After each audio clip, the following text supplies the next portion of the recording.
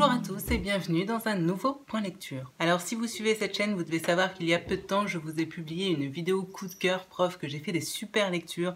Mais je suis au regret de vous avouer qu'aujourd'hui, ce point lecture sera beaucoup moins dithyrambique. En effet, je vais aujourd'hui vous présenter 4 livres comme d'habitude, dont 2 qui ont été de bonnes lectures sans être des coups de cœur, et 2 autres qui ont été plutôt des déceptions, voire pour l'un une lecture plutôt laborieuse. Du coup, trêve de blabla et je vous présente ça tout de suite. Je vais tout d'abord vous parler de Vernon Subutex, le tome 1 de Virginie Despentes aux éditions Le Livre de Poche. Alors ce livre, je l'ai lu en lecture commune avec Amélie de la chaîne YouTube Amélie, que j'essaierai, si j'oublie pas, de vous mettre en barre d'infos juste en dessous. Encore merci Amélie, c'était une super lecture commune et j'ai hâte qu'on remette ça toutes les deux. Au niveau de l'histoire, nous nous retrouvons, comme le titre l'indique, avec le personnage de Vernon Subutex. Cet homme qui a du coup toujours vécu à Paris était avant disquaire, sauf que voilà, on le sait tous, l'industrie du disque, grâce à, ou plutôt à cause de l'arrivée du numérique, ne s'est pas vraiment bien portée, a plutôt dégringolé et du coup, de disquaire, il s'est retrouvé tout simplement chômeur. Oui, parce qu'avoir passé 40 ans derrière son comptoir à vendre des disques, il ne savait pas vraiment dans quoi se reconvertir. Du coup, de déboire en déboire, il se retrouve qu'un jour, malheureusement, il se fait mettre à la porte de chez lui puisqu'il ne paye plus son loyer. Et de là va s'enchaîner toute une ribambelle d'aventures et surtout de rencontres avec toute une faune de personnages qui gravitent autour de notre personnage de Vernon Subutex. Alors, je vous le dis tout de suite, j'ai beaucoup aimé ce roman et j'ai eu le sentiment en le lisant que la plume de Virginie Despentes avait tendance comme ça à s'affiner avec le temps et à devenir de plus en plus intéressant. L'auteur ici se sert de Vernon Subutex comme un prétexte ou même un élément central pour dépeindre une foule de portraits de gens lambda qui bien souvent peuple finalement la grande généralité des gens que l'on peut rencontrer dans notre société française actuelle. Alors comme d'habitude, sa plume est très acerbe, tout le monde en prend pour son grade, tout le monde est logé à la même enseigne. Elle décrit la réalité telle qu'elle est, sans phare, et toutes les couches sociales ainsi que tous les bords politiques qui passent. Tantôt révoltant, tantôt touchant, j'ai trouvé que tous ces portraits étaient tous à leur manière intéressants. Et puis, selon le point de vue adopté, elle met également en lumière au passage cette particularité, cette facilité de l'être humain à se voiler la face et aussi à juger parfois bien vite ses semblables. En gros, Vernon Subutex, pour moi personnellement, c'est Mrs. Dalloway en version 2.0 et en beaucoup moins chiant. Elle profite également de ce roman pour traiter des sujets de société et d'actualité tels qu'entre autres la transsexualité, les sans-abri, la drogue, le deuil, la montée des extrémistes, l'islamisme ou encore la violence conjugale, l'alcoolisme, le féminisme, la lutte des classes, bref, vous l'aurez compris, elle y va pas avec le dos de la cuillère. Je suis assez séduite par cette facilité que semble avoir Virginie Despentes pour mêler le langage de rue, voire parfois un langage cru, à une plume beaucoup plus littéraire et il faut que je me rende à l'évidence, le mélange fonctionne parfaitement bien. Avec elle, on ne prend pas de gants, même si elle s'octroie parfois quelques réflexions un petit peu plus philosophiques.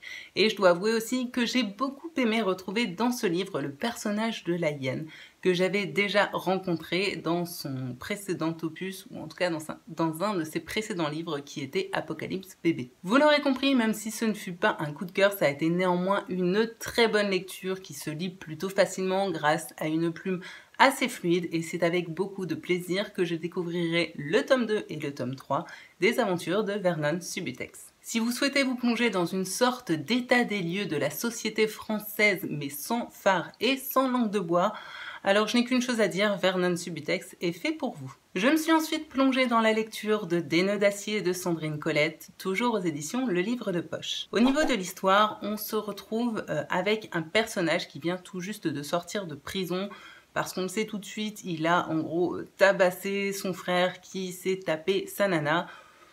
Ça l'a passablement énervé et du coup, il a passé ses nerfs sur son frère. Bref, une fois sorti de prison, il se retrouve bien obligé de fuir à cause de quelque chose qu'il a fait et suite à cette fuite, il va se retrouver kidnappé par deux petits vieux et surtout retenus prisonniers dans la maison de ces deux frères qui se situe au fin fond d'une campagne où personne ne passe jamais. Pas besoin d'en dire plus au niveau de l'histoire, j'ai l'impression d'en avoir déjà dit bien assez. Maintenant, au niveau de mon avis, j'ai trouvé que c'était un très bon drame rural psychologique. J'ai beaucoup aimé cette lecture, même si j'avoue que j'en attendais plus, et d'ailleurs j'en attendais peut-être un petit peu trop. J'ai aimé l'ambiance angoissante et parfois même glauque et dérangeante. L'auteur nous plonge dans l'horreur en explorant le côté animal qui se trouve en chacun de nous. Ce que nous devenons lorsque la moindre petite parcelle d'humanité nous est retirée à coups de mauvais traitements, de peur, de faim et d'autres réjouissances dans ce style. J'ai aimé le côté huis clos et l'ambiance générale, surtout l'environnement de ce livre avec ce côté un petit peu cutéreux, perdu au fin fond de rien.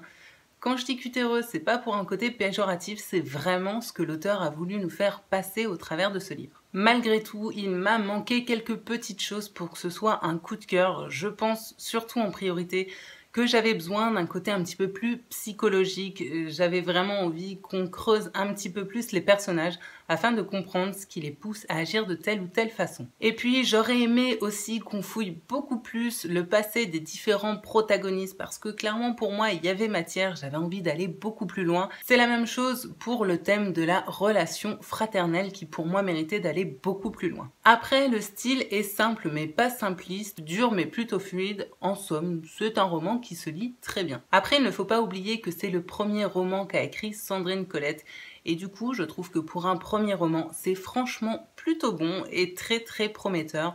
Même si je dois reconnaître que dans ce genre, dans le genre un peu drame noir rural, j'ai lu quand même des choses meilleures et en disant ça, je pense tout particulièrement à l'auteur Franck Bouys qui m'avait beaucoup plus emballé dans ce style littéraire. Néanmoins, je suis très heureuse d'avoir lu ce roman, d'avoir découvert cet auteur qui m'a donné envie du coup de lire d'autres livres d'elle afin de voir un petit peu comment sa plume a pu évoluer.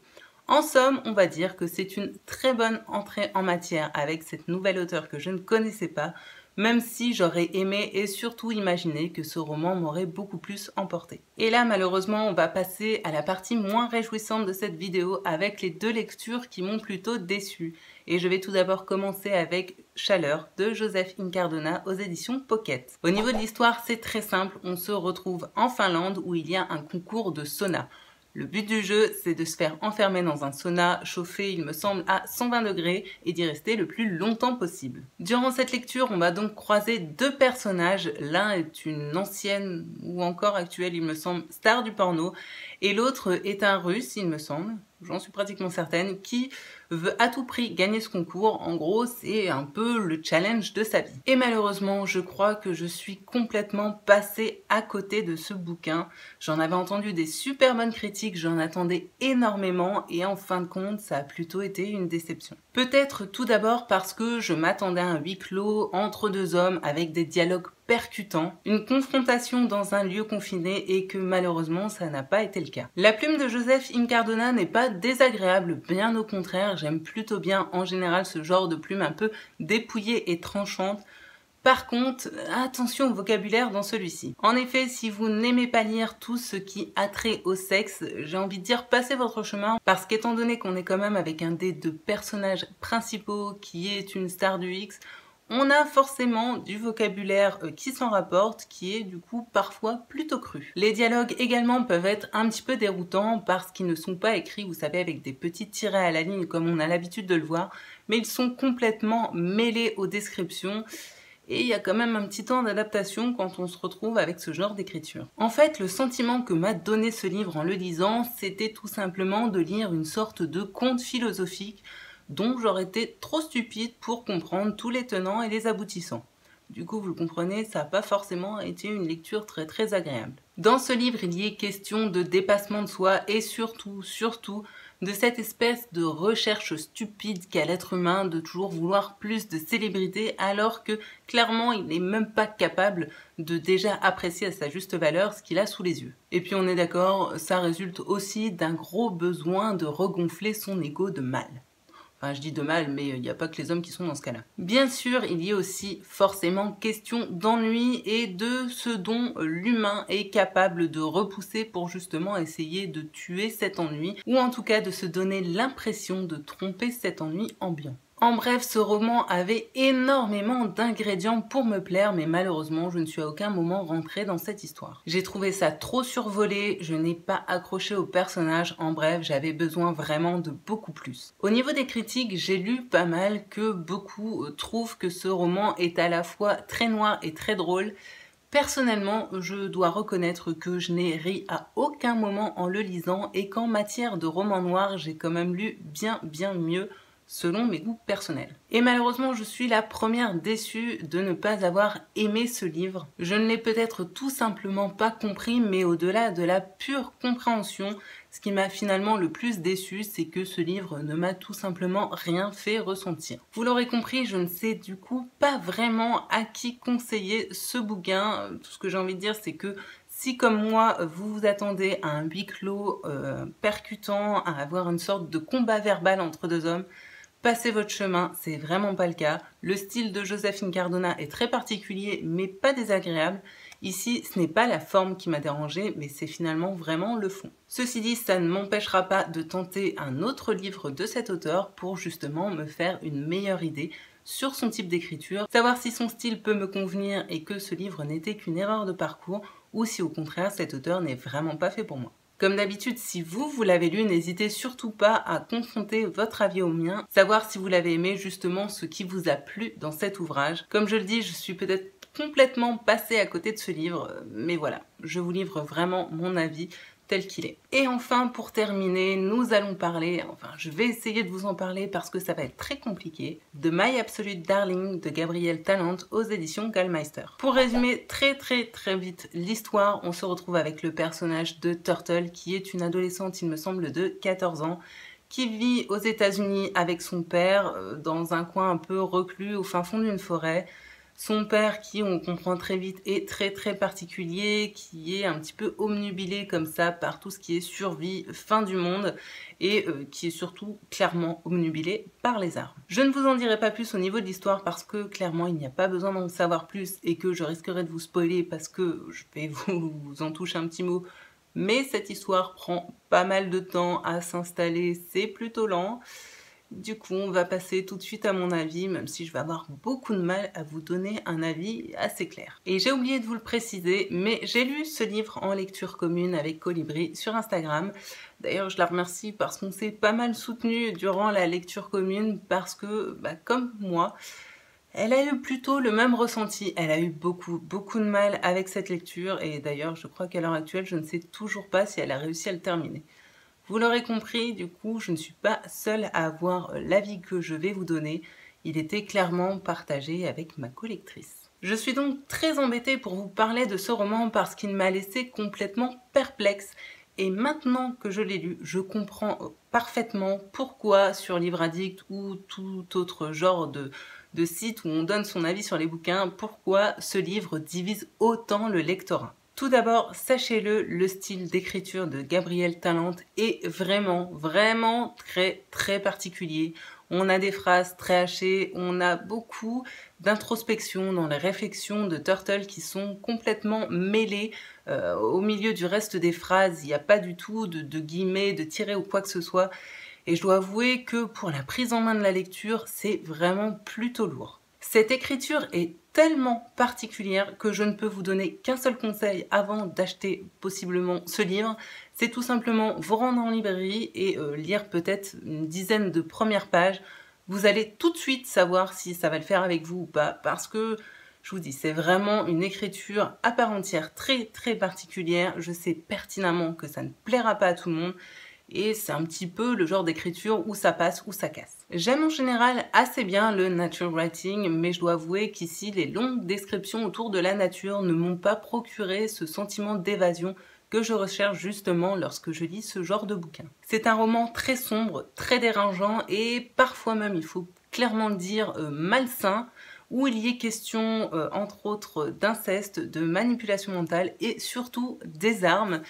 un sujet qui ne m'a pas franchement passionnée et qui n'était pas vraiment non plus pour me plaire. Autre problème, j'ai eu beaucoup de mal à m'attacher à Turtle et malgré tout ce qui lui arrive, je dois reconnaître que j'ai eu pas mal de problèmes et d'ailleurs à aucun moment finalement je ne suis complètement rentrée en empathie avec elle. Pour être honnête, ça a été une lecture plutôt fastidieuse dans laquelle je ne retournais pas du tout avec plaisir. Malgré tout, je tiens à signaler que pour moi, la fin rattrape quand même un petit peu le reste de cette histoire. Là où je suis embêtée, c'est que clairement pour moi, ça a été une lecture plutôt laborieuse et pas franchement agréable, mais malgré tout, après l'avoir terminé, je suis obligée de reconnaître que ce livre a tout de même de grande qualité. C'est donc un livre vraiment très particulier comme on en rencontre peu et qui, je le sais pertinemment, ne plaira pas du tout à tout le monde. Comme je l'ai dit, c'est clairement pour moi avec ce livre, soit ça passe, soit ça casse et malheureusement, pour moi, ça n'est pas passé du tout, même si, comme je le disais, je suis obligée de reconnaître que ce livre a vraiment de grande qualité. Donc, je ne peux pas du tout dire que c'est un mauvais livre. Non, loin de là, ce serait vraiment raconter des énormités. Mais c'est vraiment une écriture, un style particulier qui, moi, ne me convient pas du tout. Voilà, vous l'aurez compris, je suis donc désolée. Je sais que beaucoup l'ont encensé, que ce livre a pas mal fait parler de lui.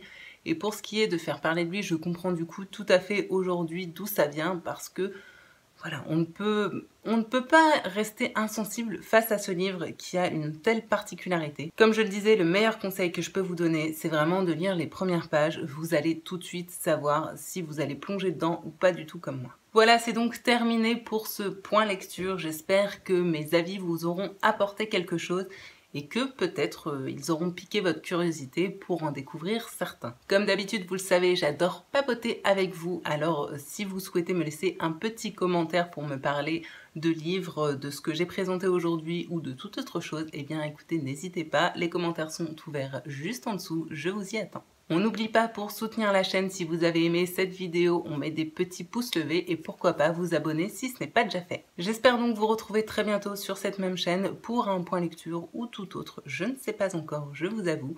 En tout cas, moi je serai au rendez-vous, je vous souhaite paix, amour et littérature dans vos cœurs et je vous envoie tout plein de bisous. Salut!